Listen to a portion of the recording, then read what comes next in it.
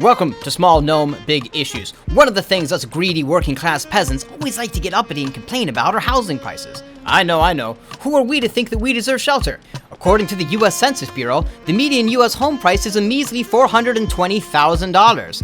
And for a down payment of about 20%, that means you need $84,000. And if you don't have $84,000 just sitting around in your bank account, well, maybe you should have pulled yourself up by your goddamn bootstraps, you avocado toast addict. But you aren't alone. According to this graph, about 95 million Americans, almost 70%, cannot afford a house at even below that at $400,000. And if you like that, then you should find great comfort in knowing that Trump has several policy ideas that will ensure us peasants have an even harder time finding shelter.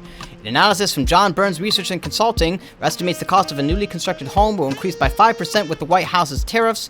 Inflation's going to raise the cost of that even higher. And of course, Trump wants to cut the mortgage interest deduction, which affects 22.5% of homeowners. If you think this is bad right now, have you considered what it's going to mean for people 20 years down the road? Remember, homes cost about $419,000 right now. Considering that home prices go up by about 5%, if you do 5% over 10 years, that comes to $682,000 for the median home in 10 years. That means in 20 years, the cost of that median home goes all the way to $1,112,000. But it gets even worse. Assuming you get a 30-year loan for a $1 million home, that means you're looking at a total cost over time of $1,762,000 without including the down payment. Assuming you have a down payment of $200,000, that brings the total price to just under $2 million.